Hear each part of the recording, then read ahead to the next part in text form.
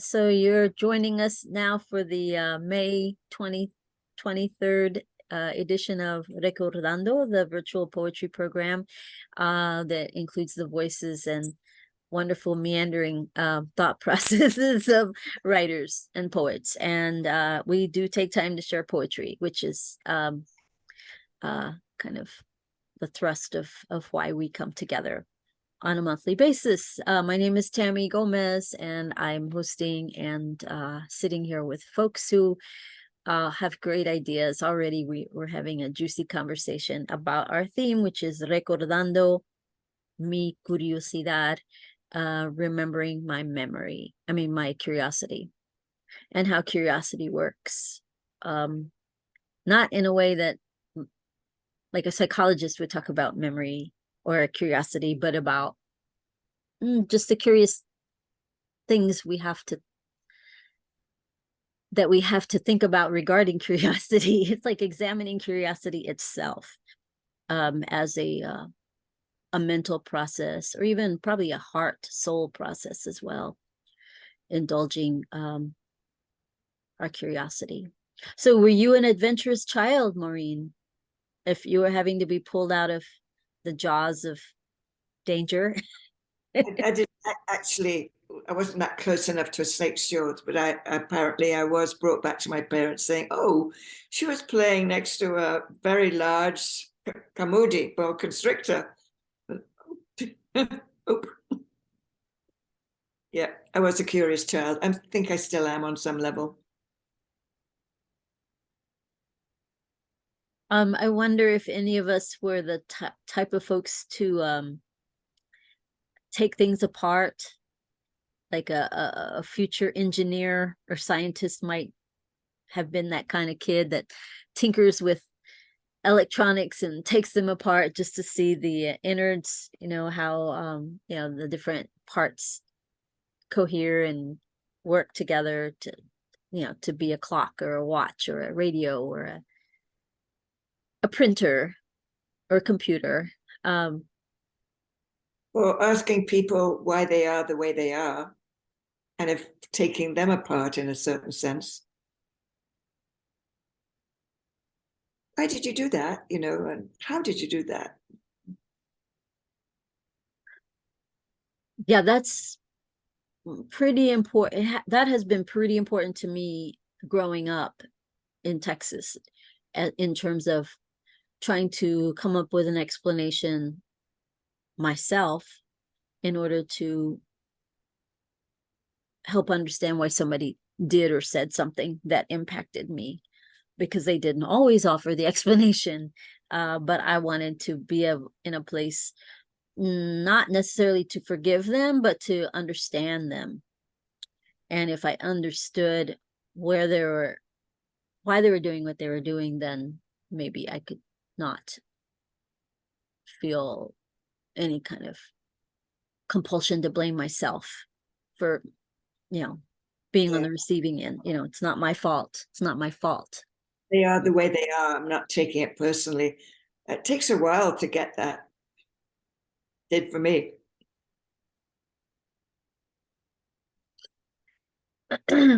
Lorraine, how's it going for you today?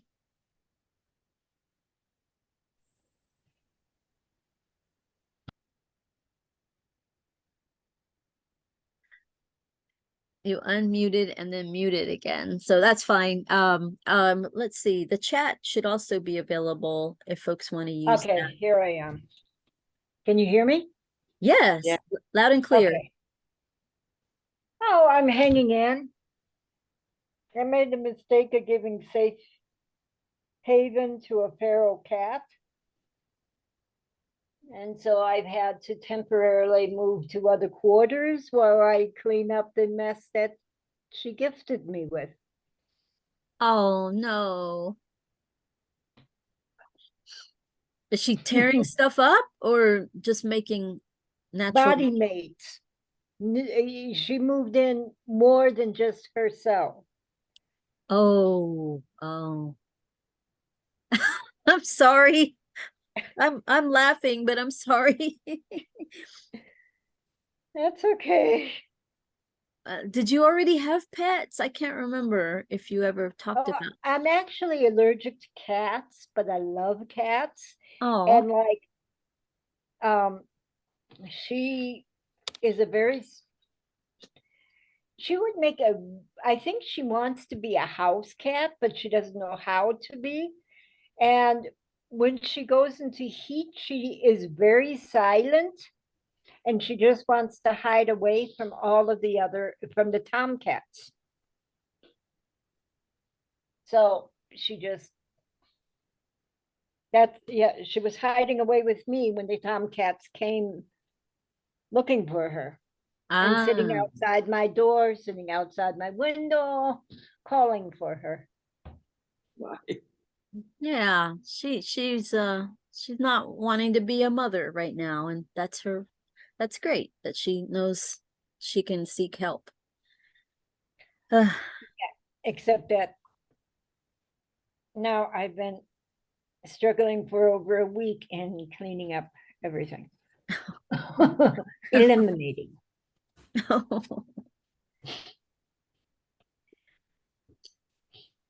well. We've been having unusually cool weather here in North Texas. It's very unusually cool. Like I Is think the low is going to be in the 60s tonight, maybe 70s, if that. And that's not normal for the end of May, or yeah.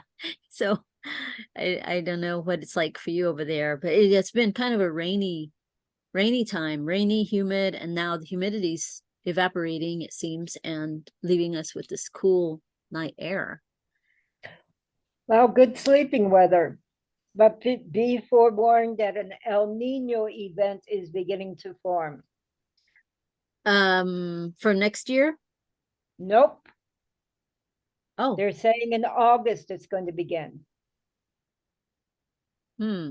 So I don't know how El Nino affects where you're at, but just be ready. They're predicting it's going to be a moderate to strong El Nino. where are you, Lorraine? I'm in South America, What part? the Andes. Okay, I didn't know if it was the West Coast or the East Coast. Now, we just got done with a very unusual 3-year long La Nina event, Yeah. which meant rains almost every single day for 3 years. Wow. Were all your metal things rusting? Well, in a way, yeah. And, like you discover leaks that you never knew you Oh, had. yeah. Yeah.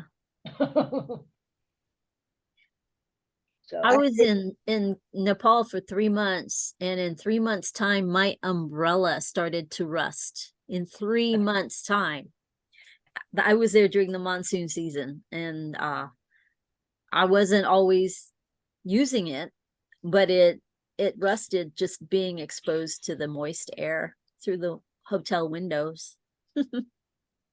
I grew up in Guyana on the east coast of South America, and I remember my mother's horror when she'd take shoes out of the box and they'd be moldy, nice rich green mold on her pretty high heel shoes. Yeah, that's I never experienced that until about 10 years ago. I noticed that, depending on if I was maybe in a house that had some damp spots. I don't know if that's normal, but yeah, I either had to, bleach the shoes, clean them out with white vinegar, or just, you know, give them a good rinse and throw them out. I don't know. But yeah, I don't like the idea of wearing anything that's got some mysterious growth inside.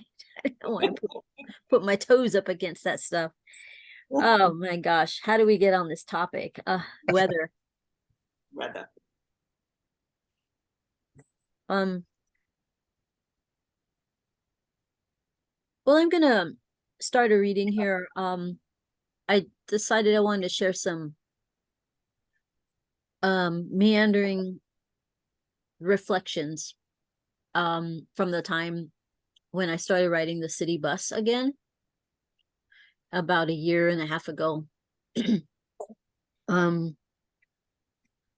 And I guess the observations that I was making are a function of how curious I was about the people who are with me on the bus. So that's where the curiosity part comes in. Is it okay if I start? Mhm. Okay, thank you. Monday. The sharing and the exchange of ideas and opinions was already in progress when I boarded my first city bus in over a year. It was the number 6 McCart bus headed to downtown, and the man was conversing with the young woman in the seat in front of him, and within minutes he was pulling up a box of food, showing it to her, and she was nodding that she'd accept some. It looked like smothered hot dogs, smothered with chili, and they were probably already cold, but food is food. When you're on the bus during the pandemic, sometimes you just take chances on graciously offered meals, because it's that kind of time when you'll take all you can get, because tomorrow is never promised, as we hear. Another person with her mask well below her mouth is yammering on about her day and her experiences. She is trying to bond with someone on the bus, and it seems a black guy near her in the back section is the best taker. She looks Latinx, and boy does she talk. Some folks on the bus make use of their time, among others, to catch someone's ear, meet a passenger's glance, all for connection, maybe to not feel so all alone. She is telling him and anyone else who's eavesdropping that there's a church up ahead, and she's getting off the bus soon to get to that church because they distribute things like food and clothes, and today it's coats and other good stuff. She so easily said, "Why don't you go with me?" to the guy, and I'm impressed by her open, vulnerable, welcoming tone. He doesn't seem ready for this. Maybe it wasn't mapped for his day, and she gives him her number so loudly that anyone could have jotted it down and dialed it later. "Call me, and I can tell you about other places like this church."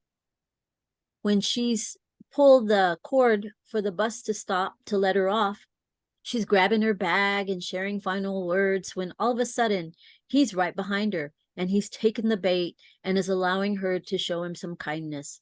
And she gets a quiet young friend for a day. Mutual aid is always being forged on these buses every day, because we, the passengers, are hard survivors, and we realize that the person on the next row is probably as down and out as us. So that's part of that. I felt like I was on the bus with you. Pull up a seat.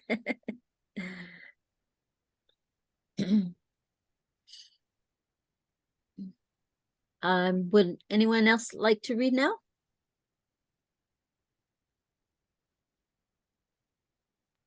Sure, I've got one from a bus. That Oh. was just by chance. By chance. Okay, go for By it, Lauren. chance. Thank you. This is I wrote this while traveling from Salta, northern Argentina, to Chile, going across the Atacama Desert. So this was actually after we crossed the border into Chile. It's called Tell Me a Story. Who sat in that yellow stool in the middle of this no man's land? What has that plastic bag seen in its journey skipping across these rough Atacama sands around the base of cinder cones, changing course with the capricious wind?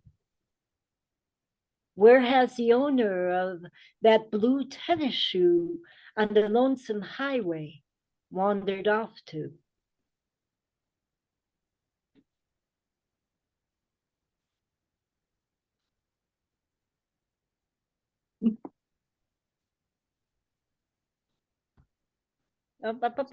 I didn't know you were finished. Sorry. That was so brief. Yeah.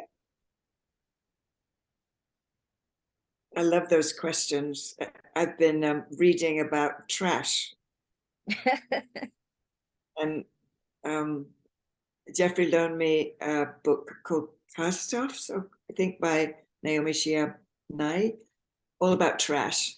And so it was a wonderful coincidence, you know, that you shared that, Lorraine. Thank you.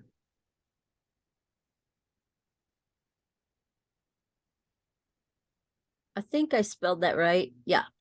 Naomi Shihab Nye. Yeah. Is that a collection of her poetry, Maureen? Yeah. I've never heard of that one, but she's so prolific. That doesn't surprise me.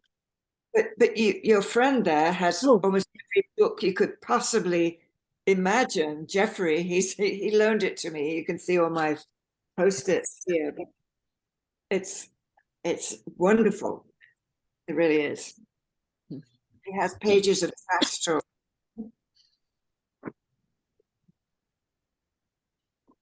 Yeah, when I read it, I thought of Maureen because whenever we go on nature walks, she's always picking up all the trash along the way, and I realized that that's something that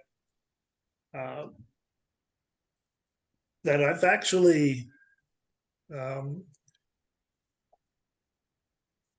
I've been directly told by tree spirits that I should be carrying a plastic bag or to put other plastic bags into around with me at all times when I do my nature walks, that I should be picking up everything that's out there. I do that all the time. I mean, wherever I am, I don't leave it. I just can't. It's not. Yeah, even if I didn't drop it, I just. So yeah, I'll put it in my backpack and cart it off to a bucket somewhere. But it's nice to know that other folks are doing that too. I went for a regular checkup at the doctor's, and the person who's taking my blood, I saw all these plastic gloves, and I said, "Could I have a couple, please? Because I've just been told I should be wearing gloves when I pick up trash." I know it sounds kind of weird. It's just not weird at all. I do it all the time, and not only that, my kids do it. And I used to, when they were little, make them pick up trash for punishment. But now they do it. They're grown up, and they just do it out of habit. And I just loved that. That was great. And she said, now they get what a difference they make to the places, and they enjoy the results of it. So I know we're a hidden group. There's an exhibit that I saw at one of the galleries here in Fort Worth several years ago. A female artist decided, well, she spent a lot of time near Lake Worth taking walks, and she decided, because she noticed so much trash on the, you know, on the shore line, that she started collecting it and kind of cataloging what she was finding. And I kept one of the exhibit cards. It's really beautifully made. The graphic design's really nice, and it lists all the types of trash that she found and how many pieces of each. So like razor blades was its own category, and there were, you know, a number of razor blades, and lighters, cigarette lighters was a category. And so she created like collage art with those pieces. So she would arrange the pieces in kind of a yeah, I guess a collage is one word. A mosaic. Yeah, a mosaic. And she'd photograph those mosaics. And so what she exhibited at the gallery was photographs of these mosaics comprised of the trash that she picked up, specifically from around Lake Worth here in Fort Worth, Texas. It was really moving, and it was just 1 year's worth of trash, 1 year's worth that she created art with. It's pretty profound and moving, and gives you a lot to think about in terms of how we we think our one little tossed out item isn't going to make a difference, but in, you know, in totality with all the other things tossed out in a given year, it makes for a lot of clutter in our natural spaces. And more than that, when I first came to Texas, I loved the creeks and the trees, and I was horrified at how much trash there was in the creeks. And yeah, I didn't do much about it. And I was admiring all the creatures that live in the creeks. There was this beautiful white heron, and it was fishing. And so I stood very still and watched him. And all of a sudden, you know, he flashed down and he picked something up. But it wasn't a fish. It was silvery, but it was trash.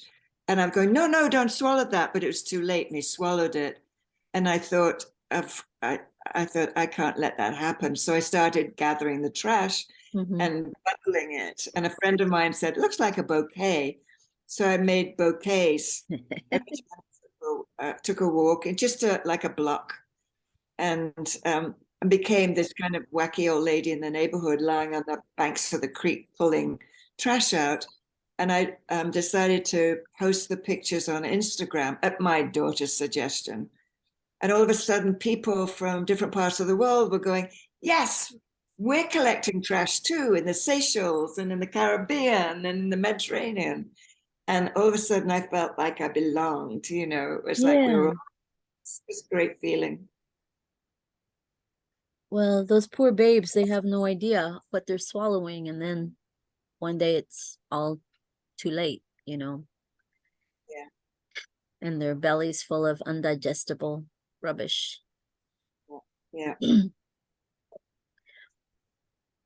Well, I know I'm talking a lot, but I have something I can, it's not about trash. It's about something, you know, what's the word? Taking my curiosity, taking care of my curiosity.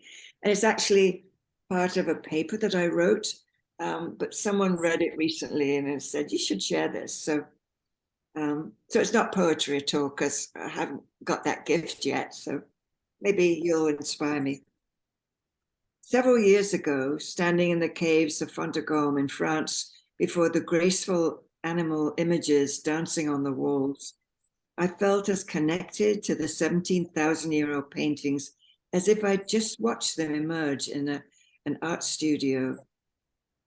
And more, I felt a profound sense of gratitude that moved me to tears. It was as if I'd just been introduced to my ancestors, and they'd spoken to me about life. Seated in the sunshine at a nearby village cafe. Later, I'm sorry, wrong thing. And they'd spoken to me about life, the surrounding world, spirit, and art making. Later, seated in the sunshine at a nearby village cafe, I wondered at the power of these colored marks on a rocky surface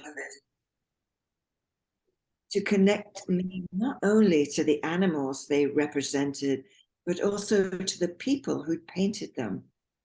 Like many others before me, I speculated on how the artist had traveled deep into the warren of caves and searched the surface of the walls to find just the right curve to swell out this antelope's belly, that deer's haunches. How had they mixed their colors and applied them by flickering torchlight to surfaces often higher than arm's reach or hidden low beneath an overhang? How and why?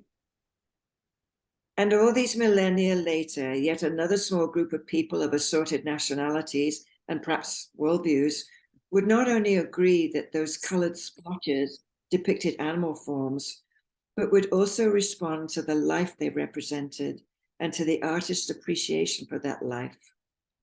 Art is indeed magical and mysterious, reaching as it does through time and space, deep into our core. Having once seen these images, how can we view our world, ourselves, our history in quite the same way?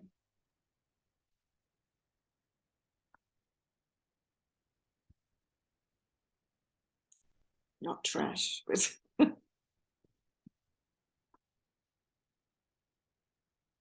I love the idea of having to let go of future interpretations of what we leave behind. We're not in control of, we can't manage those interpretations that will happen later on after we're gone, of marks that we've made, things we've left behind. Ways in which we touch people in the future. Yes.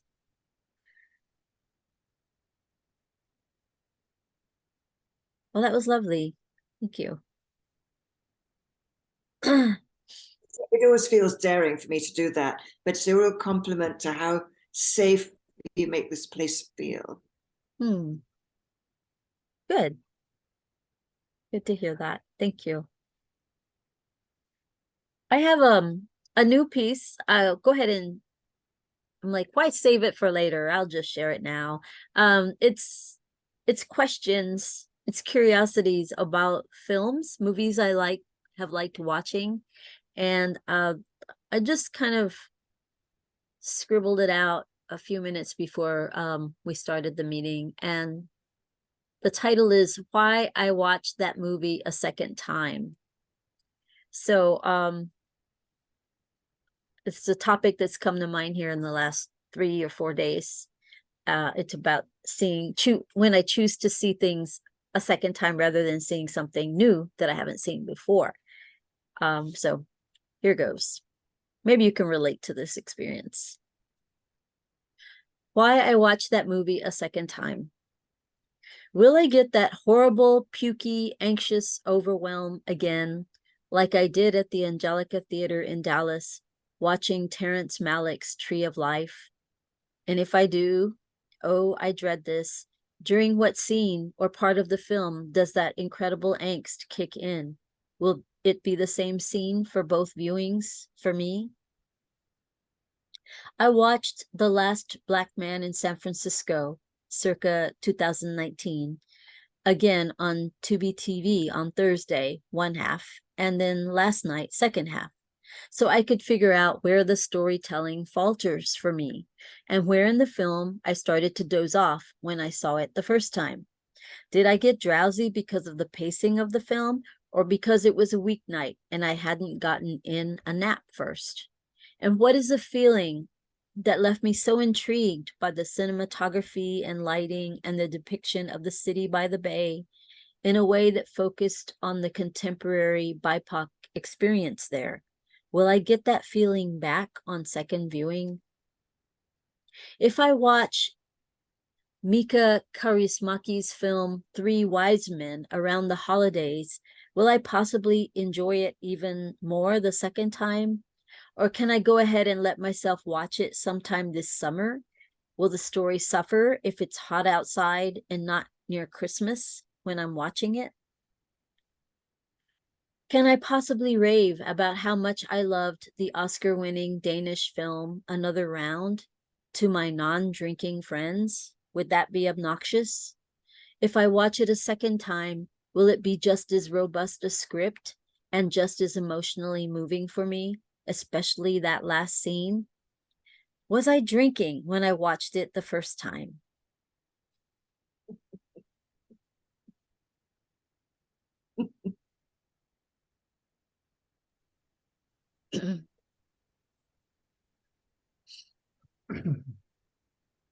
I've thought about I almost never watch a film twice. It has to be a really special film for me to watch it twice. And I've experienced with just in my reading that things that I read just 2 years ago, and I reread them now, I'm a totally different person now than I was 2 years ago, and I'm getting totally different things out of it. And I suspect the same would be for a lot of the movies if I were to go back and watch them again.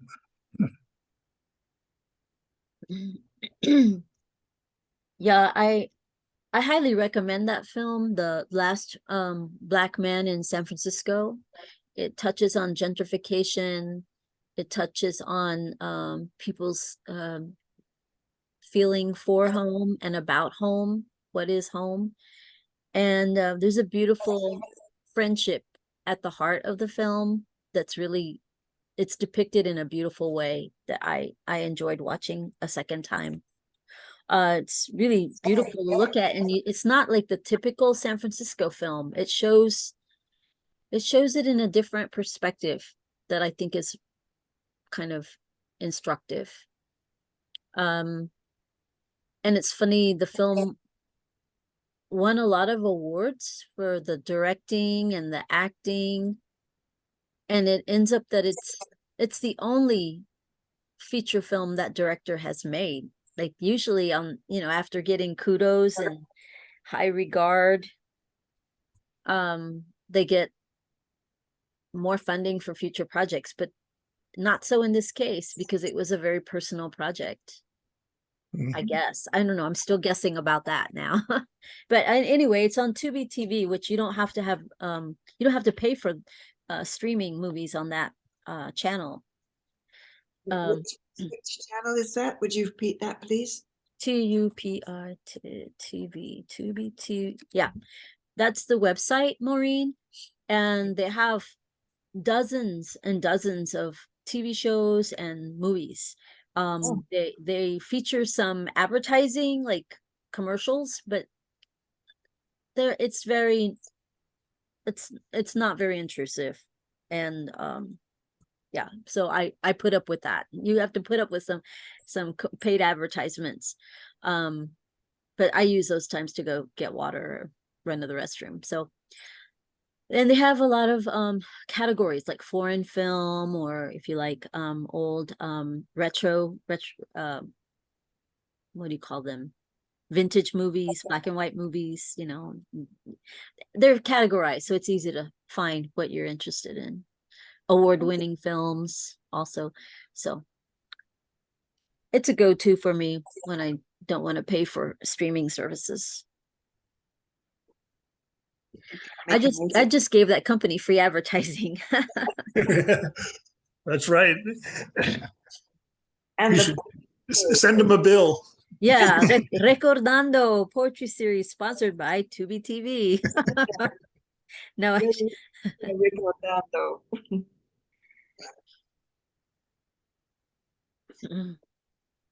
Are you much into cinema, Lorraine? Do you watch movies?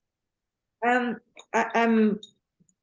like to go to the movies. I'm just starting to. I've been reading a lot at night, but I'd like to watch that one because I raised my kids in San Francisco, lived there for quite a long time. Mm.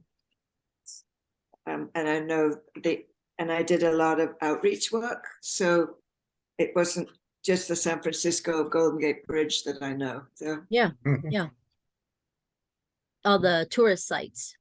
Yeah, Thank you. You went beyond that. How about you? How about you, Lorraine? Do you watch movies? Are you a movie buff?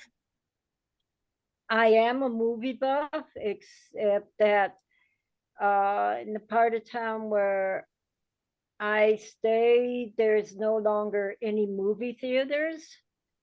A lot of them have been converted into evangelical churches. Whoa. Yeah.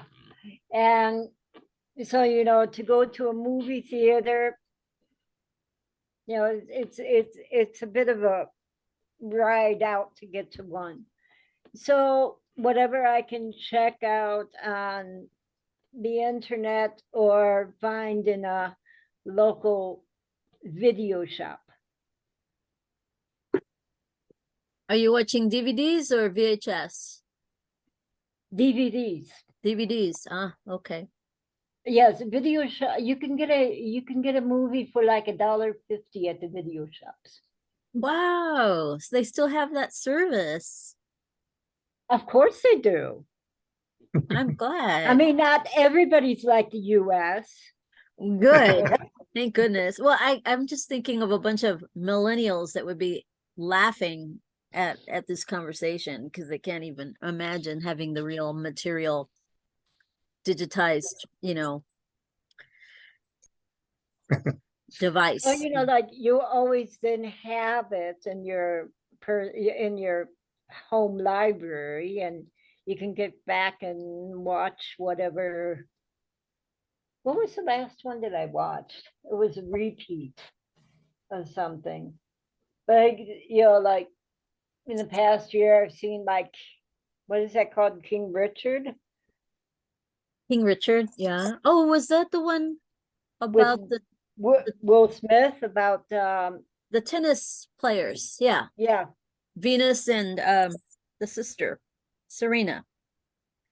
And well, the movie's about their father. Yes, right, right. And it looks like because El Camino, or sorry, that's the name in Spanish. The Way has been re-released in observance of its anniversary of being released. I don't know how many years ago, if it's been 30 or 40 or 50 years since it was released. Which one and is they're that? making a sequel, The Way. It's directed by Emilio Estevez and stars Martin Sheen. Oh yeah, I heard that on the radio because they were interviewed by the guy from Travels with Rick Steves. Mm-hmm. So yeah, Yeah. this is about the pilgrimage, the walk that people do in Spain. Compostela. Yeah. Compostela. I have a friend who's right now doing it, but she's doing the Portuguese way, which begins in Porto and goes through Galicia to Portugal and Galicia to Santiago de Compostela. Lucky her. Yeah. Well, yeah, Emilio Estevez and Martin Sheen, oh, father and son, they were talking about that film on the radio interview that I heard, and yeah, I mean they're very excited for it to be seen again by different people, and they see it as a way to show how people post-pandemic are eager to be around each other again and doing things in person and not alone. And you know, like Martin Sheen has said that making that movie really changed him, because before that he had problems with alcohol and some other things, and in the process of making the movie he refound his faith. Ah, interesting. Hi Rita, by the way, just want to acknowledge I see you, or I see your name. Hi.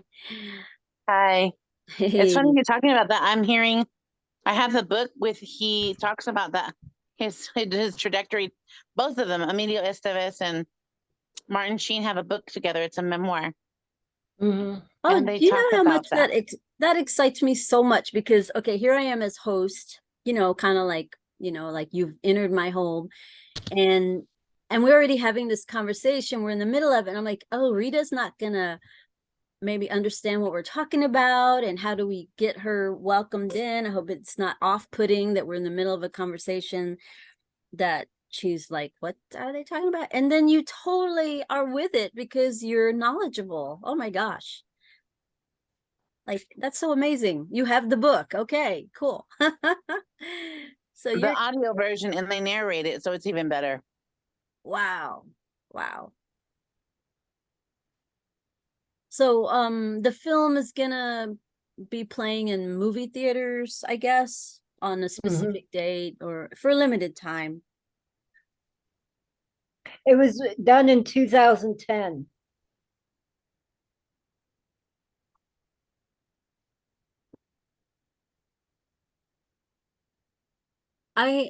I love things like that, these group activities. It reminds me of how I did my Alaska trip, because even though I flew by myself from Texas, I met up with people I already am getting to know. I'm part of a cohort that's mostly based in the Bay Area of California.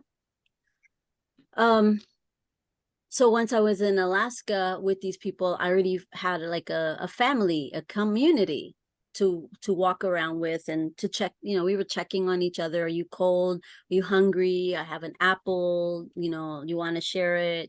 So I feel that with that pilgrimage walk, after so many days and weeks together, people are like, hey, who has a Band-Aid? You know, my foot's blistering, or, you know, you kind of figure out who maybe the drunks are, because apparently there are people that have that, you know, purpose where they just want to, you know, have bragging rights that they did the walk, but then they're not sober, and they're, you know, they're just young people living it up, I guess. So then you get to find out like who those people are, and, you know, you kind of create your boundaries around that kind of thing. I just love that, these temporary communities, you know, like rainbow gatherings in the national forest, where you're camping around people and there's an intentionality to being gathered together. And some folks come to be your friends and others don't, or like going to the Kerrville Folk Festival. Our friend Brian is going next Thursday, Brian McCarthy. So he'll be in that community of folks united by music, folk music. Yeah. I've known a number of people who have done the Camino, and what surprises me about it is that there are so many ways to do it, depending on one's economy. Even, you know, even a lot of people will stay in the pilgrim hostels that exist along the way, but some people opt to do it staying in 4- and 5-star hotels along the way, and even instead of walking it, driving it each day. Oh my gosh. And to me, doing it at that level of comfort doesn't seem authentic to the pilgrim experience and how it should be experienced.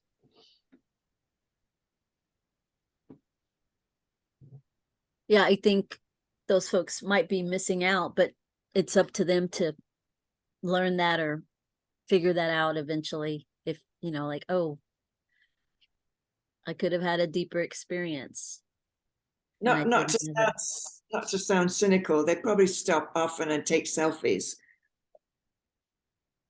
I was there, get in their car and drive on. Yeah, I've noticed that with some people I know who have had done the Camino, and you know, they have like a very small knapsack, and they're doing it in designer sportswear. And so I just wonder at which level they're doing it at and what they're hoping to get out of it, or if they're doing it as a fashion symbol.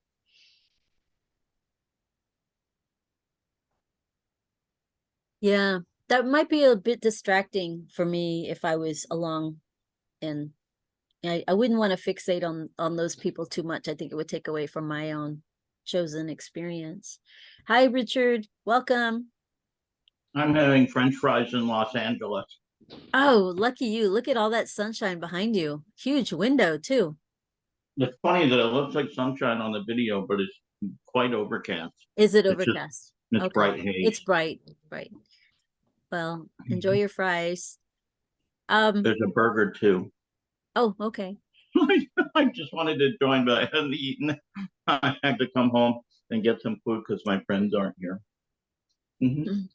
So the theme for this month is remembering my curiosity, and we've had some really interesting takes on that theme, and we've heard from everybody in the room except for the folks that have just joined us. So Rita, I want to invite you to read if you'd like to share some work. I don't have anything with the theme, but I could definitely share something. I would like to actually write something. But I can definitely share something. Okay. This one is called Paw Love. Your paw on my heart amidst the love you share. Dismissed as reactive, your bark was bigger than your bite. What they didn't see was the trauma that lied underneath.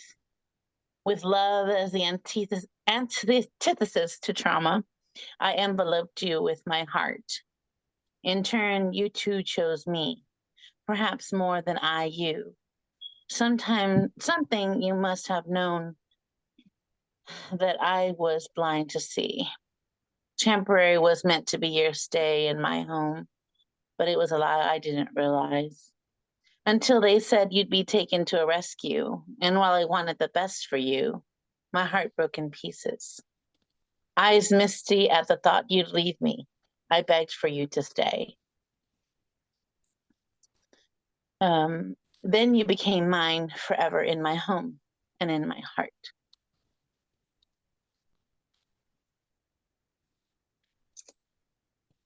Did you want me to read another one? It sounded like it was about a cat. Okay. Wow, I got tricked. I thought it was about a human partner, and it was about a four-legged creature. It's about my dog. Oh, We had discussion of cats earlier with Lorraine, so equal time for dogs. Yes. Yeah. Rita, you got me right in the heart, having had a rescue dog that was very important to me. Okay, I'm so glad. Thank Mhm. you. Did you want me to read another one, Tammy? Oh yeah, if you have one to share, another, sure.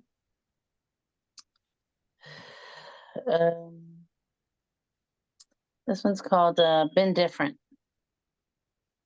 If things had been different, if only you had loved me the way I pleaded, if only you had been the man I needed, if only our history hadn't been tainted by the infidelity you couldn't account to, the abuse you dealt me, and my own toxicity in my youth. If only I had known how to communicate, if only I had been the woman you wanted, if only the distance hadn't parted us, perhaps then we could have been. But we'll never know. Instead, I'll wonder if I see semblances of you in men I meet, hoping to run in the opposite direction because you weren't good for me, and our history wouldn't make me good for you. I lament the would and could have, yet I do not long for you, nor do I want you. I drew a hard line and have not dared return. Seeing your face on the still screen after years gone past brought no emotion. I felt nothing for you. I just lamented what could have been. Oh, if things could have been different, and we won't know, and that's okay.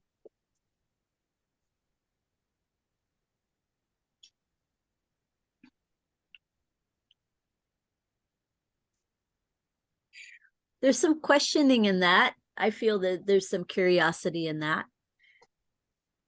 Oh, definitely. Definitely. I Thinking didn't think about about that, but yes. what could have been, or if things had been different, weighing, yes, no, maybe. Is this a good choice for me? Thank you. You're welcome.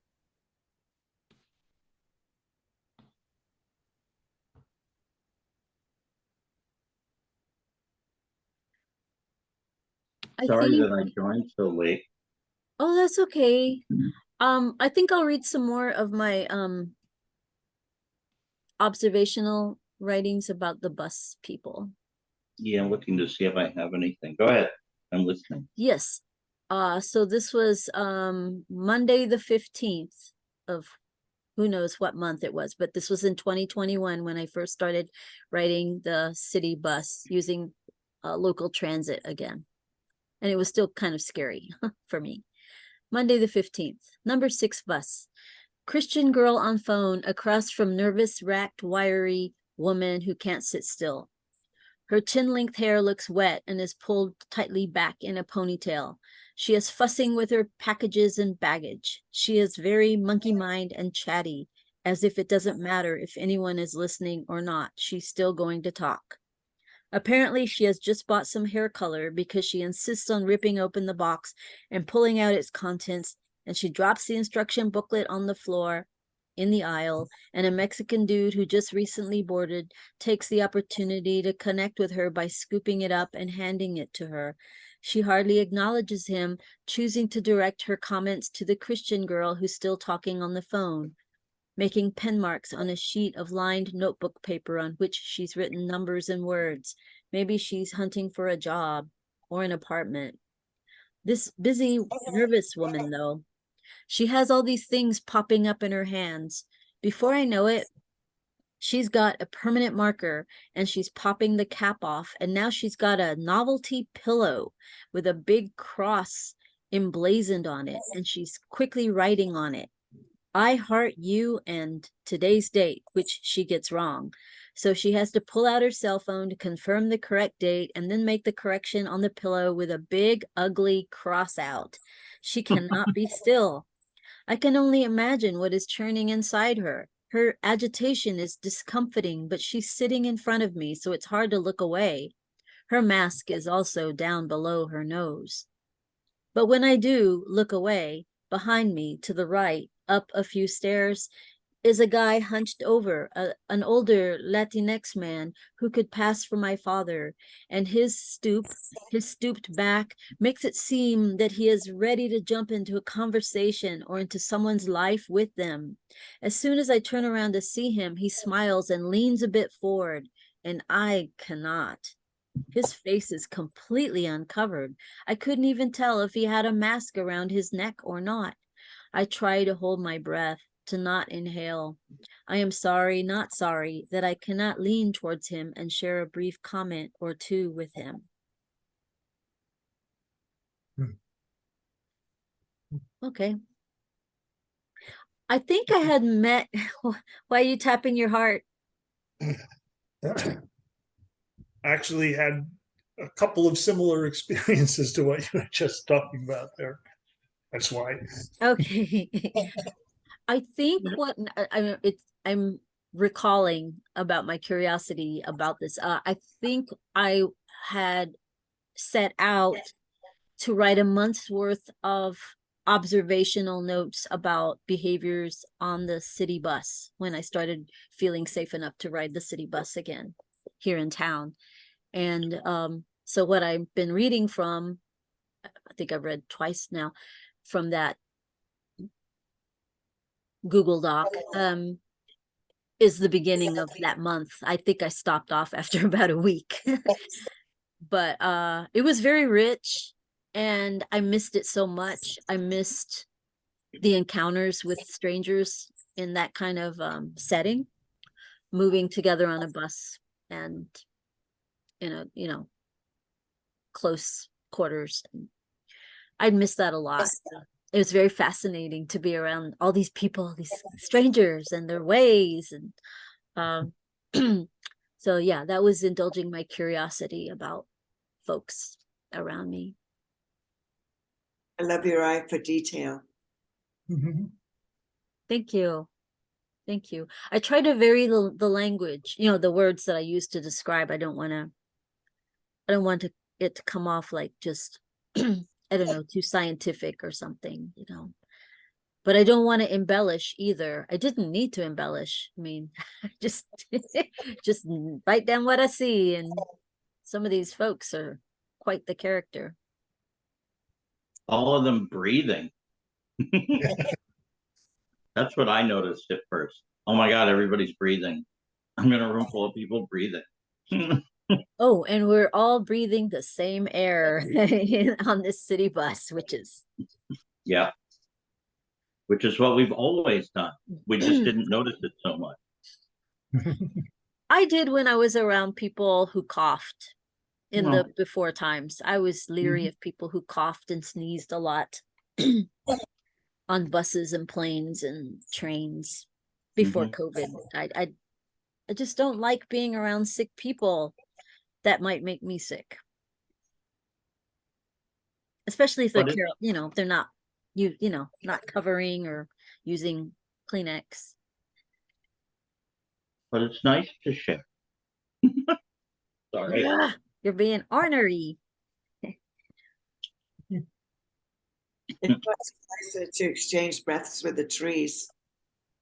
Mm-hmm. It's kind of what I'm doing. Yeah. I'm gonna have to stoop down to turn off my little fan. It's that chilly in Fort Worth today. I have to turn off the fan. Oh my gosh. My computer says it's 71 degrees outside.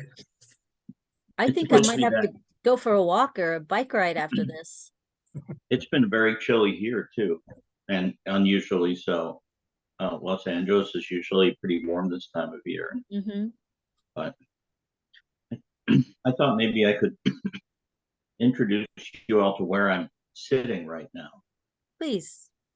That's sort of a matter of curiosity to some extent. Where are you, So Richard? Tell us all about it. I'm just dying to know. I actually want to know if that tree behind you is a fruit tree. there are 4 fruit trees behind me, and each one Ah, is different. oh, please tell. I will in a moment. So Okay. yeah, I drove down to Los Angeles from Oakland. It's about 5.5 to 6 hours, about 6 hours. And I did it not on the spur of the moment, but a pretty quick decision. I've been invited to take part in this reading for this anthology, but it was like everyone was to read their one poem in the anthology. So ostensibly, I drove to Los Angeles to read one poem, which I did today. Um, and so, but I couldn't afford to come and stay here. And in fact, I didn't want to fly. And when you fly to Los Angeles, you kind of have to rent a car, or you're just stuck. And so I just drove down, and it was faster than flying and probably cheaper, certainly. And but I have a friend I'm staying with, an old friend. I've never stayed at his place before. He's invited me a couple of times. He says, I have a house and a little Airbnb behind it. And if it's open, you can stay there. And it was open this weekend. And so it turns out that he lives in Bel Air, as in Fresh Nice. Prince of, but we think of that. I thought, mansions and stuff. There are actually mansions, but not on this street. um, you heard of Beverly Hills? That's because apparently they're up on some hills, and this is Beverly Glen, which is literally one long, windy street between 2 enormous cliffs, with houses more or less on each side where they fit, and they're very small. My friend's house is smaller than my 1-bedroom apartment. And the building I'm staying in is maybe the size of a studio apartment. It's like a tiny, tiny place, but it's lovely. And right behind me, like he's not rich, but right behind me is, I don't know how well you can see it. One second, I'm going to detach this stupid keyboard. So there's a cliff behind those trees. It goes up about 30, 40 feet. And apparently, he says, oh yeah, at the top of that cliff, that's where Audrey Hepburn used to live. All you can see is like a fence up there. And I was like, did she throw things over the cliff? Because you certainly could. Very weird. But they have a little, bat patio here, but then along the side. So the nearest tree that you can see, I'm in right here, is an avocado tree. Oh, I don't know. I'm going to stand and maybe I can hold it a little tiny bit closer. I'm not so sure. Oh, I could take you outside. I love this. Okay. This is better than a poem. I'm sorry. It's the same thing. So here's an avocado tree. There's no avocado, there's no fruit on these trees yet. It's very tall. It's like about 30 feet. It's almost the height of the cliff. And then here next to it is a lemon tree, and it's got some flowers on it right up here. This is apparently, I've never seen one before, a pomegranate tree. Oh, yes. Yes. Also getting buds. And this is what did he call it? Like bohia or something. And it gets fruits. But he said these little petals on the flowers taste just like the fruit. And they do. So every one of these flowers tastes like a very sweet piece of fruit. You also have a banana tree right behind you. Oops, nope. This over here? No, Oh, to your right. Right there. yep. We're spinning. I- Oh, yeah. I see the leaves now. Yeah. I'm terrified of bananas, so I just ignored it. Yeah. That's a beautiful, there's some healthy And specimens back there. here's some Bird of paradise. Paradise. yeah, there's some birds and more fogia or what fogia? I'm not sure if it's pronounced like Spanish. Focaccia. What? Focaccia No, bush. I have it written down. It's just so this is Ponciana. where I'm staying for a couple of days. Very And nice. that's nice.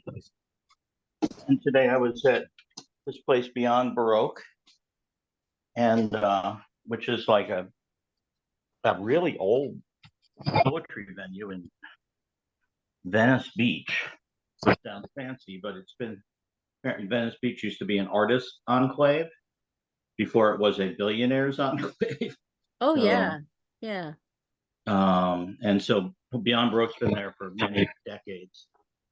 And nice.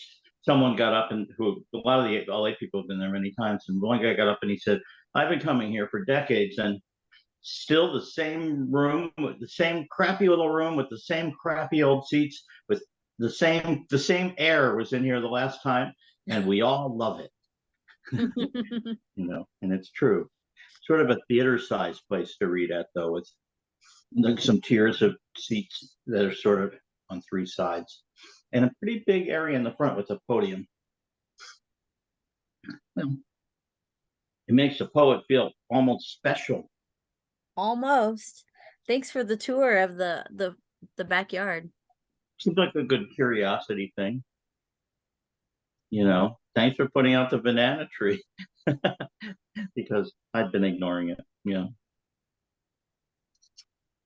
It's nice So to the see reading everyone. went well? The reading went well today? Yeah, it was fun. It went on. About 30 people read in about a little over 2 hours. And we still had, then their pizza came and people sat around and talked, and I met a bunch of people and they were nice, and everybody read nicely, and yeah, so yeah, I think I read well. What's the name of the anthology? Beat Not Beat. Thank you. And that's BEAT as opposed to. Yeah, it's supposed to be, well, there's actually there's also some older beat poets, some, late beat poets in it. It's supposed to be connecting to some extent some current strains of writers with the beats and into the future, and I put a link in the chat, Maureen. It's their Beat Not Beat for their website, and then here's a blurb from the website. Oh, thank you. Oh, there, I didn't know how to open the chat. Oh, on my for some reason on my tablet, which I'm using, if I open the chat, it just takes up the whole screen and I can't see you guys. Do you want to read the piece that is in that anthology?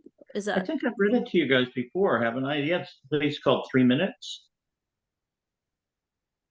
I can read it if you like. I mean, I Yeah. know it by heart. refresh my memory? We were talking about watching movies for a second time, and I think listening to poetry is much, much better than watching movies for a second time. Actually, I know there's some sickness here, but in me, but I watch movies many, many times. There are movies I've seen 50 times or more.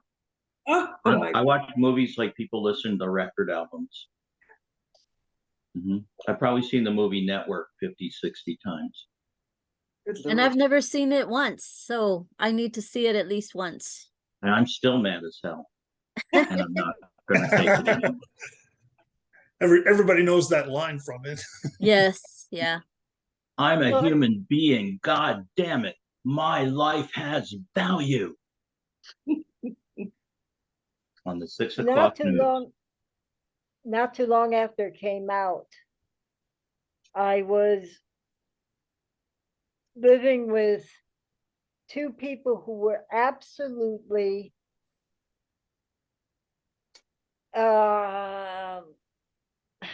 what is the word? Anyways, with the wall. If you can imagine, between Friday night and Sunday night, seeing the dang movie 8 times. They were so fixated, so addicted to the movie. I get don't that. even want to hear the music anymore. I don't want to see the movie ever again. Wait. Which movie was this? You talking about Network or something else? The Wall. Oh, The Wall. Oh, the That Pink one I Floyd don't. movie. Okay. Mhm. Well, that's kind of like listening to a record album. When I was 12, the Poseidon Adventure came out, and I saw it every day for a week. I don't know why. I was obsessed with watching this thing turn over. Yeah. Well, anyway, I'll read that poem, and then I don't know if it's time for a break or something, but my poem is. My poem doesn't take very long, this particular one, unlike many of mine. And it's called 3 Minutes. I stand on a broad, flat rock. 3 minutes of my life. Of what? 3 minutes. A few dozen breaths, if you're counting. Several dozen heartbeats. A few billion nerves firing. A small brown feather fluttering across a field. Slow drip of an old sink. My life, my what? 3 minutes waiting in a room. 3 minutes watching the tide come in on a stony beach, listening to each wave crash like a heartbeat, like a long, slow breath. 3 minutes of an engine running. 3 minutes of an exquisite cantata. I stand on a broad, flat rock, an outcropping, really. 3 minutes. 3 minutes of nothing. Time, an invention of the mind, if you're counting, and probably not what it seems at all. 3 minutes thinking about that. 3 minutes of bone pain, of absolute grief that lasts a year. 3 minutes of orgasm, pleasure pulsing right out of your body, slowly sinking back in. 3 minutes in the presence of a loved one. 3 minutes waiting in a room. I stand on a broad, flat rock, an outcropping, high above a valley, late at night, well past midnight, full moon at my back, and glimmers of aurora borealis flickering across the north sky, flickering just these moments, a few dozen breaths. Moon behind and faint mist hemmed by a ring of rainbow. This really happened. Milky Way hanging brilliantly in the west against darkest space. Silent.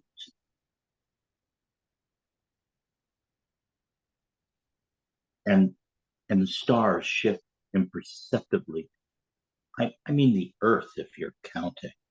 And the faintest hint of dawn comes in from the east and dims the spectacle. And that's it. It's over.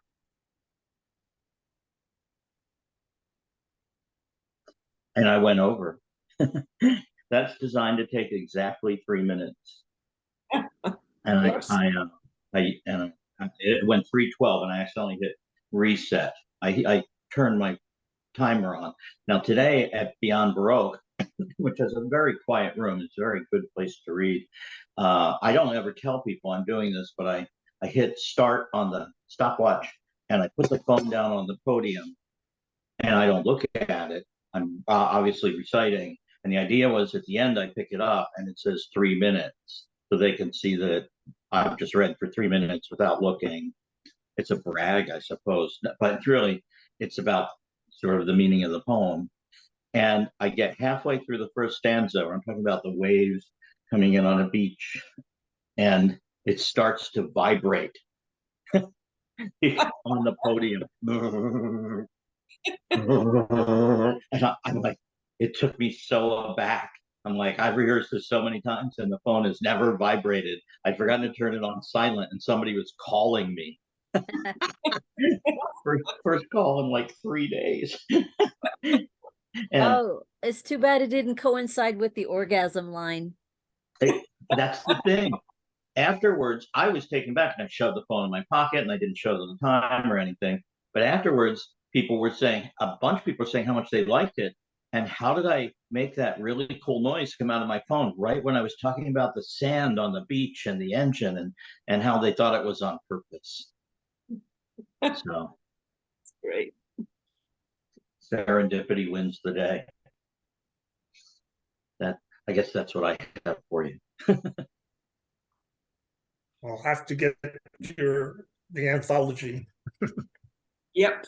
It's big. It's like a telephone book. I actually don't know how much it costs. They did give us, I think, one, or maybe they gave us one for really cheap or something. But How many people are in it? Is it like a big compendium of beat? like people? 200. Oh my gosh. 150, 200 people, and some of them are, old, like Jack Michelin. They have a Michelin poem in it, and Jack Hirschman poem, and I don't know, certain of the older beats, but really tons of people from all around the country, many of whom I don't know.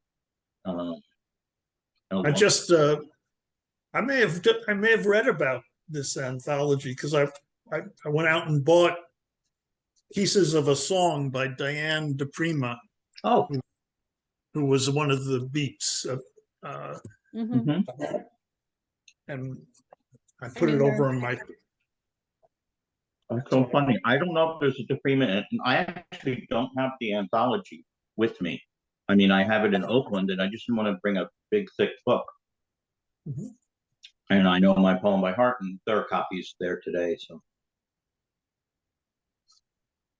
but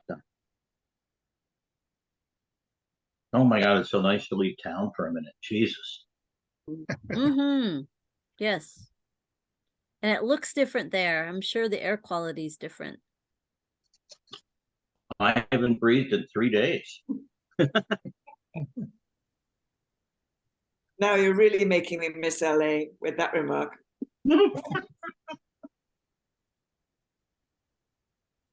Okay, I'm gonna read the last bit from my bus musings, observational writings. Tuesday the 16th. So I wrote this Tuesday the 16th. I don't know which month, but it was 2021. I joined the 58, 59, 62 club without saying a single word or changing seats on the number 6 inbound.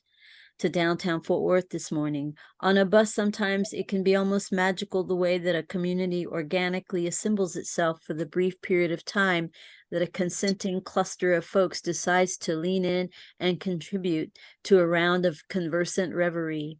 It happened this morning as if orchestrated by some invisible Wes Anderson or Sunjayit Ray, with all the lines right on cue and comedic timing of epic strength.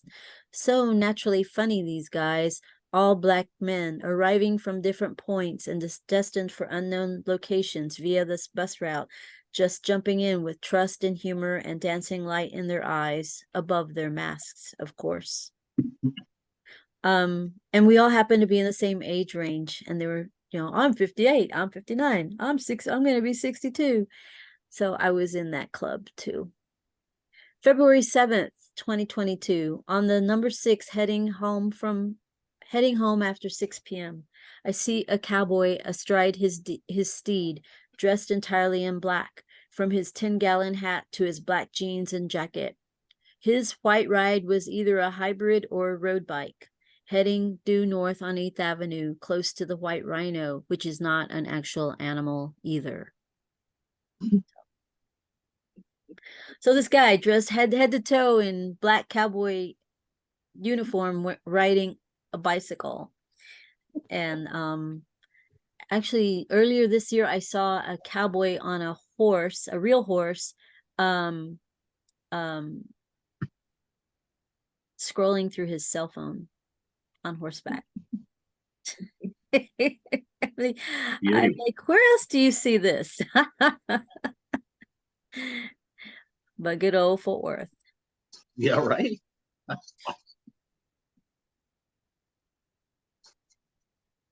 So then after probably, a week or two, like the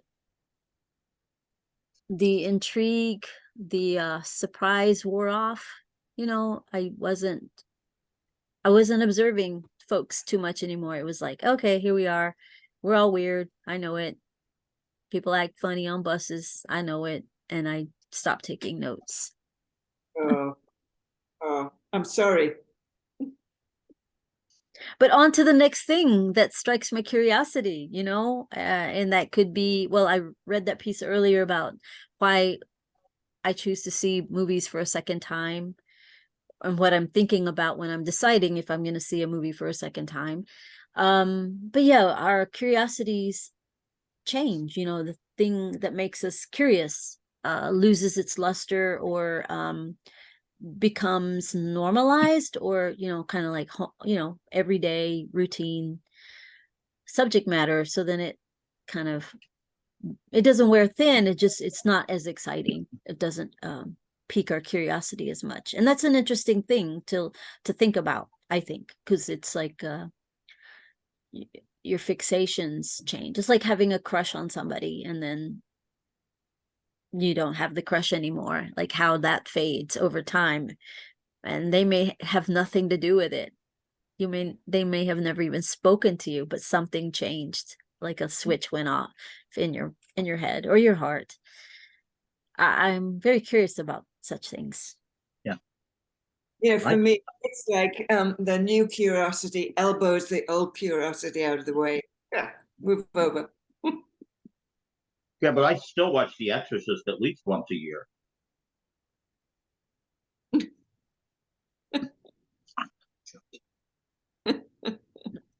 There's a book that has Winn-Dixie in the title. Winn-Dixie used to be a grocery store chain, Finding Winn-Dixie or something. And I think there's a dog named Winn-Dixie.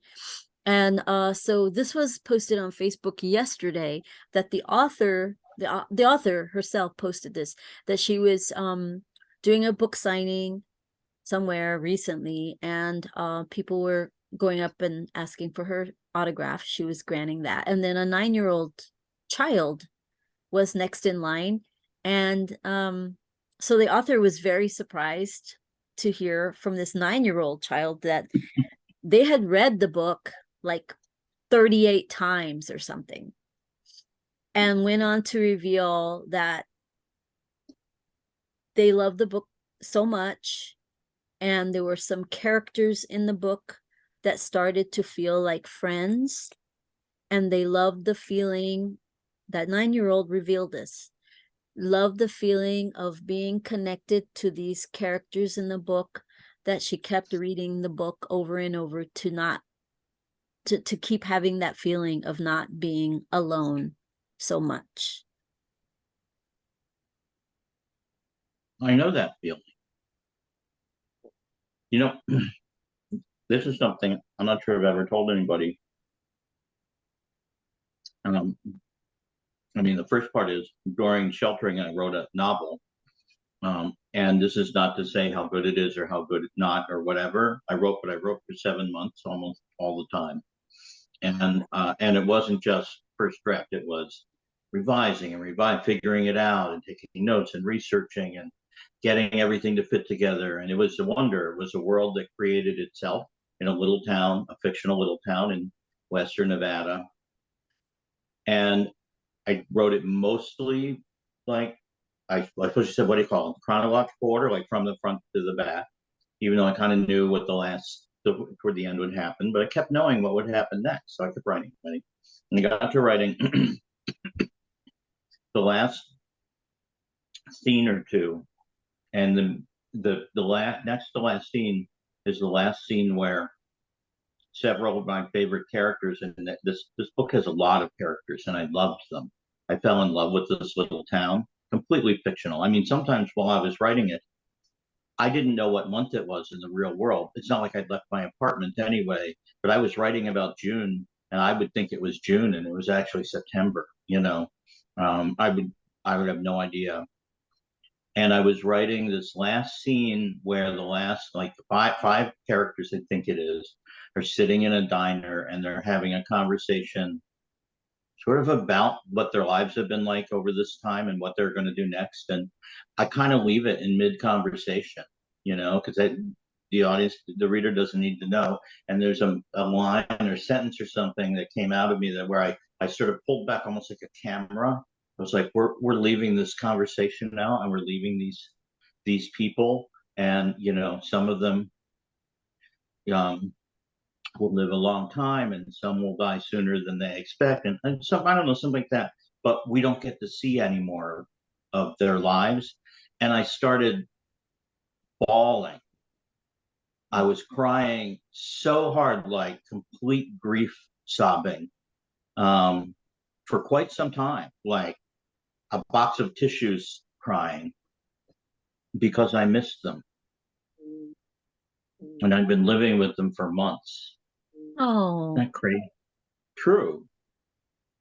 It doesn't mean the book is good or bad or anything. It meant it was about my experience letting this world create itself, Yeah.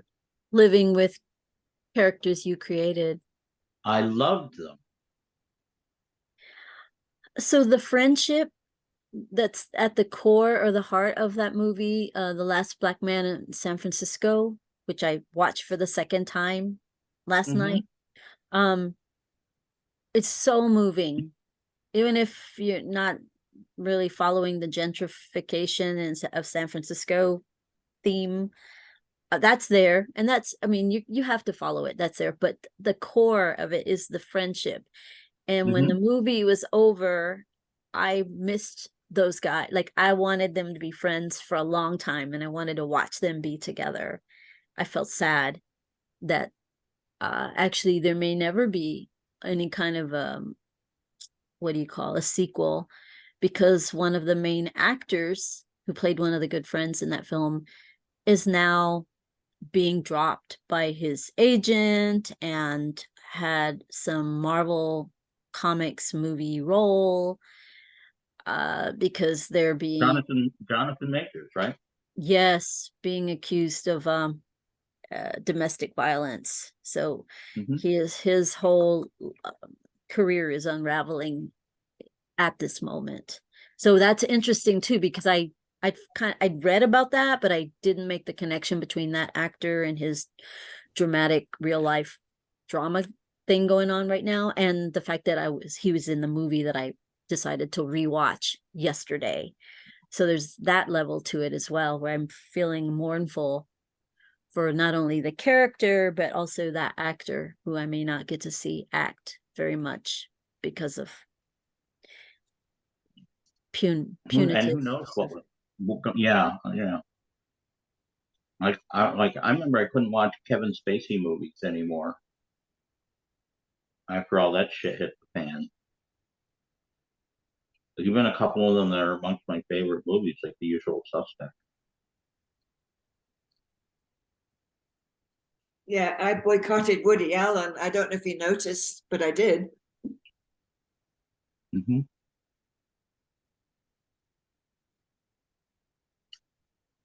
Mm-hmm. In fact, I remember when River Phoenix died.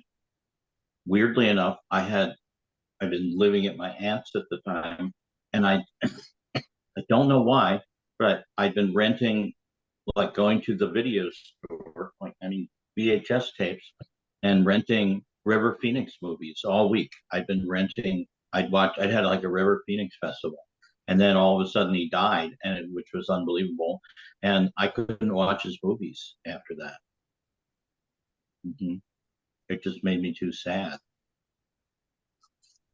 Not even Sneakers.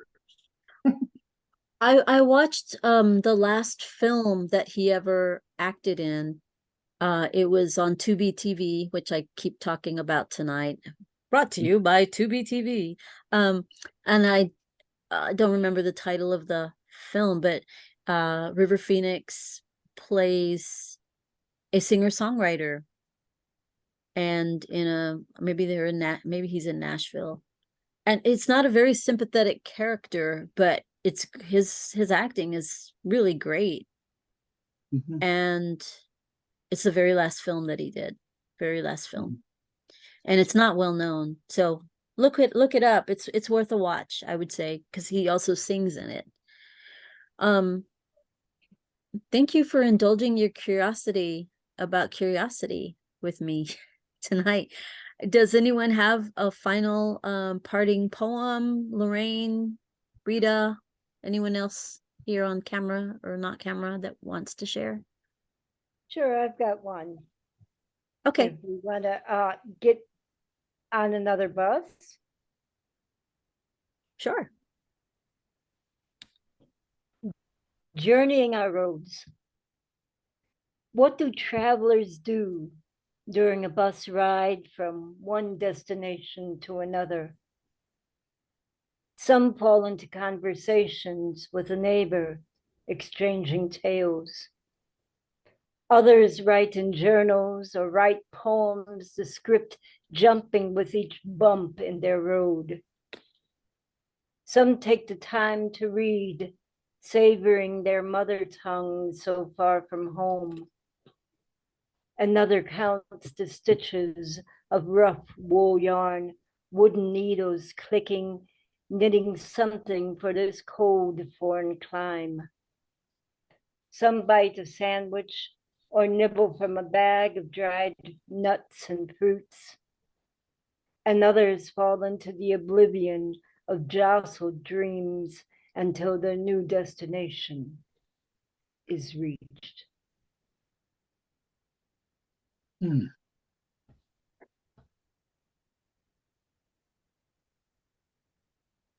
Thank you.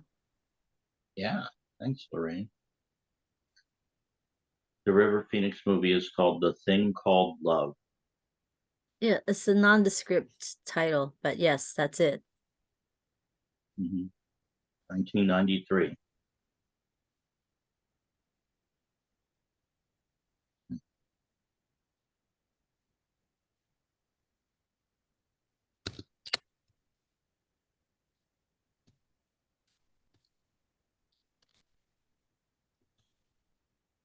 Thank you.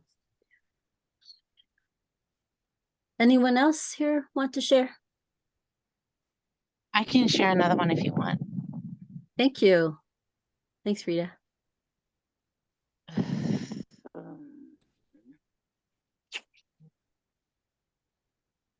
Um,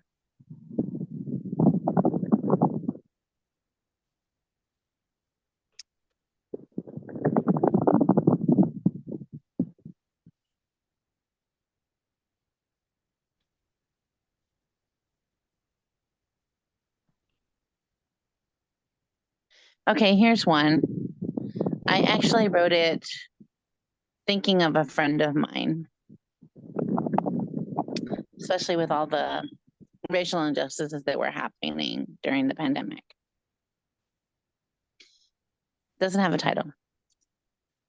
There is pain that no one knows because it lies in the color of my skin.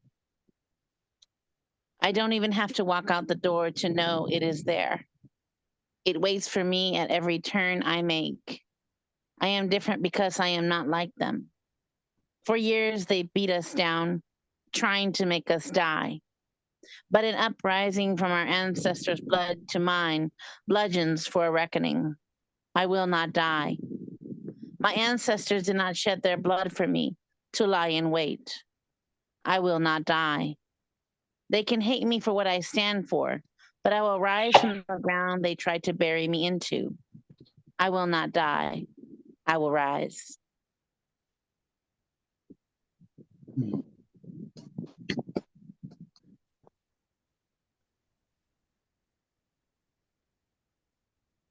Did you want me to read another one, or was that good?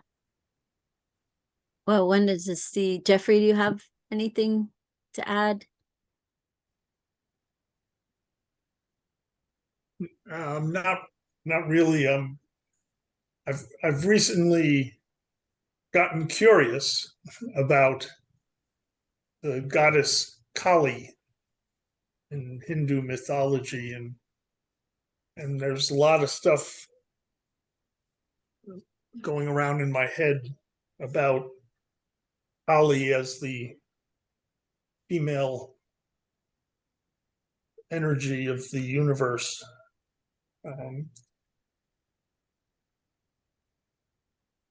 So I'll try to summarize what her story was real quickly. It will only take a minute, maybe three. But this male energy demon is let loose upon the world, and the gods are trying to control it. But every time they wound it, each drop of blood of the demon becomes a cloned demon, just like him. And so, as they try to kill this demon, they're just creating more and more and more. So the goddess Durga pulls out Kali, female energy, and Kali catches every drop of blood and swallows it, and ends up cutting off the demon's head and consuming all of the blood of the demon. But at that point, there's nothing to stop her from taking over the world. And so Shiva throws himself at her feet. And when she's about to kill Shiva, she realizes that that's actually her consort and lover. And so she stops. And so, like, all the images of Kali is she has her feet on the body of Shiva, and she has skulls around her, and the sword and everything else. But she was then defender of especially women and children, and the only ones who saw her in her horrible visage were those who deserved to die because of their attempts to have power over women and children.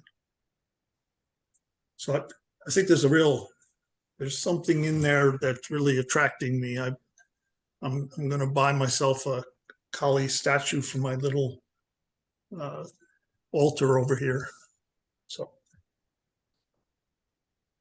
there, that's where my curiosity is right now. I bought a book of poetry called "Now is the Hour of Her Return: Poems in Praise of the Divine Mother Kali" by Clark Strand, who's Sophie Strand's father. But anyway, end of thought. But not end of the curiosity. Never. There was a delightful young man who read this poem, and he said and it was in Austin in the 90s when I used to host an event, a series there. And he said, I'm going to read you a letter from my mother. And this thing was phenomenal. And at the end, he said, he's reading it, and it's just full of all this, like, it has some fire and brimstone moments in it, and just like, I wish I could remember it. I wish I'd taped it. It was so incredible. And then at the end, like, so you better listen to me. Signed, your loving mom, Collie. And it was all like he had kind of personified Collie as his mom, and it was just, and I never saw the kid again. Like, folks just show up at readings, and you just want to, like, sell all your belongings and go after them, like, follow them, like, hey, can I just can I hold your hat for you, or pump your gas, or drive you, or whatever, like, who are you? That's curiosity too, is like these people that have interesting things coming out of their mouths. You just feel like, wait, the conversation can't be finished, right? Like, you have more poems, right? Like, don't leave, come back, I want to know who you are. There's I have more to learn from you. It's a beautiful feeling when you get moved by somebody like that, and then you never see them again, and you just wonder where they are, what they're doing. It's not even about, do they think of me? Hell no. It's like, what are they doing? What are they up to now? I love it. I'm so curious about each of you too. I won't be secretive about that. Like, each of us that comes here, or that continues to want to share and listen and read, and what drives you to want to do this and in this way. It's really fascinating. And your curiosity's returned. Yes. It's about Well, we started with so few folks, but somehow we filled up the time in such a delicious way. It's very rich. And Richard, I'm glad you joined us from LA. That's, very sweet of you to show up. I know you had a busy day. Yeah, I just wanted to be here. And I was done with everything. And then I realized, I could still go to Recordando.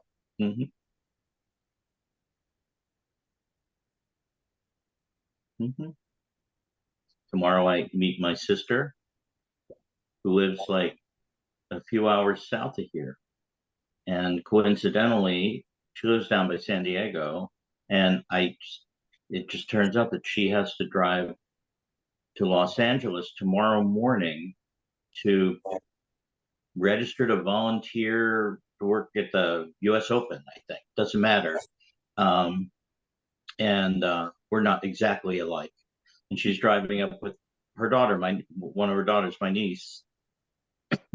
And my mom tells me this, so I sent her a note saying, I'm in Los Angeles. Not thinking anything would come of it. And it turns out, yeah, she's going to be here at 9 a.m., maybe 9 to 10, doing that on Sunday morning with nothing else to do while she's here. And it's less than a mile from where I'm staying. What? Yeah. What? In that sprawling megalopolis, It's literally a mile away. It's like down the road. That's amazing. So she's gonna, call me when they're done. And I was like, my friend I'm staying with, I'm like, Graham, is there a breakfast place? Of course, I knew of this one breakfast place, but it didn't occur to me. He's like, yeah, and there's this place up at the top of Beverly Glen, like where it meets Beverly Hills. this like ritzy little strip mall with a breakfast joint. And he's like, that's where the movie stars go to eat breakfast. And I'm like, oh God. But of course, that immediately made my sister want to. I'm not much of a star sighting person. I kind of let people be, but that's going to be my breakfast tomorrow. It's, I don't know if I don't even know or care if there'll be any film people there, but if there are, I'll be sort of mortified. What a wonderful adventure. You just reminded me, Richard, talking about synchronicity and irony. I have to share about this little bit about my trip to Alaska. And so I have to share my screen to share this. Hopefully you'll be able to hear me speak. So let me know if you can hear me. Once I get to this, I'm going to show somebody's Facebook page. All right. Are you able to see this? Yeah. Okay. Yes.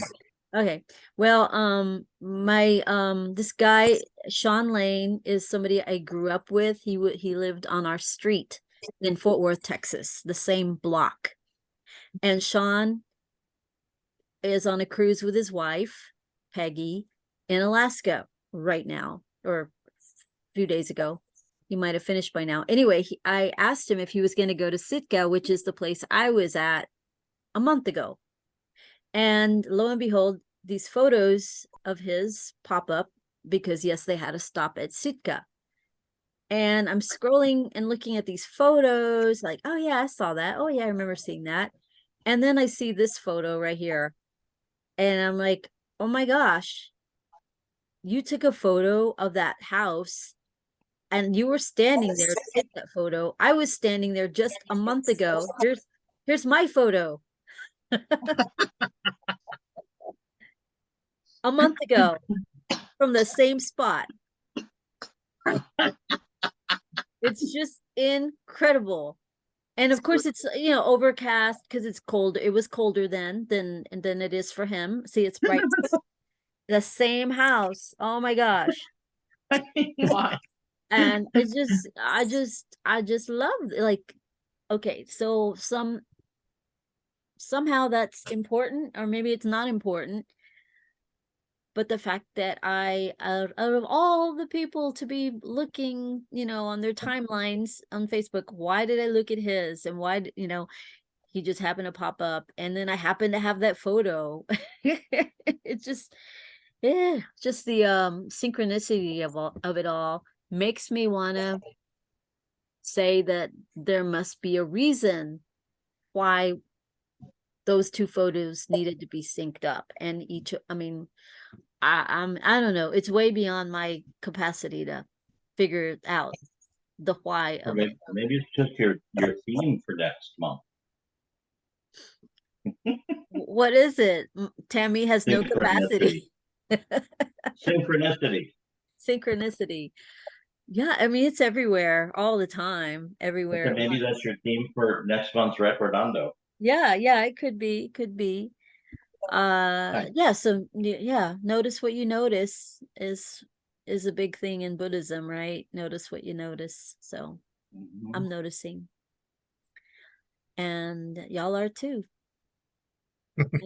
I notice that you notice. All right, I think we'll call it a day. Thank y'all so much for your time and your energy here.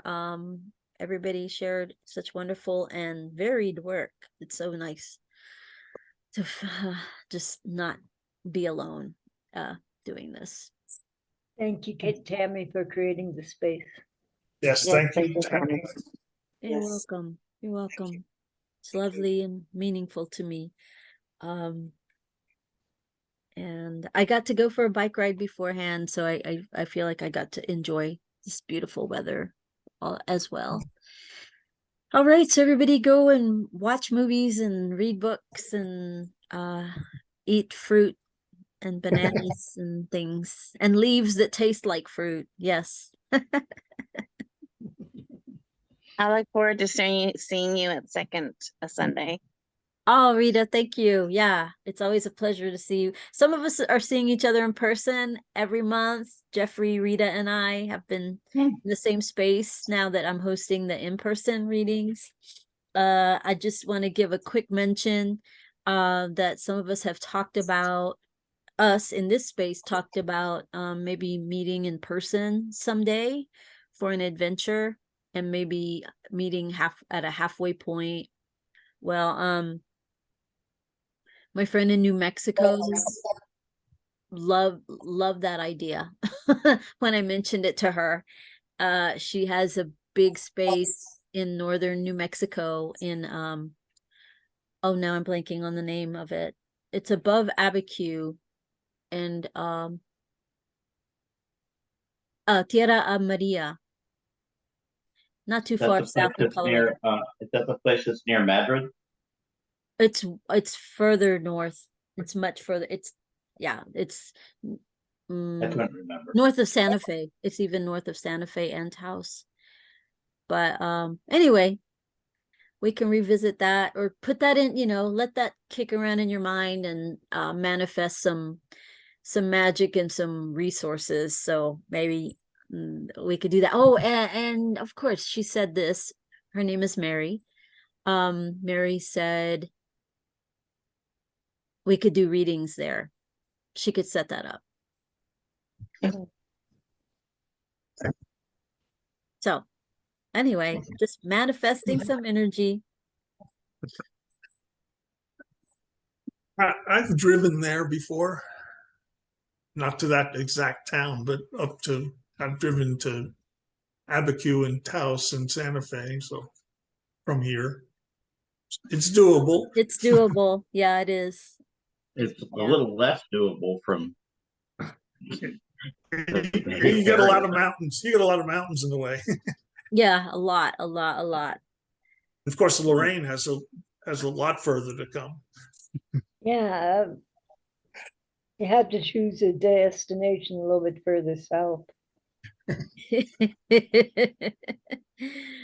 Well, we'll just Costa Rica. keep things in the Yeah. hopper. Somewhere's around there, I guess it would be. Or we could do something like Cartagena. Where's that? There's people in that area that could Where's we can that? hook up with to do Cartagena in Colombia. Know some people in that area, and That's all around that's a that. different continent, Lorraine, for us, for the majority of us. It depends on how you count your continents. The majority of the world says that North and South America is just America. That's true. Yeah, we're all, yeah. Thank you.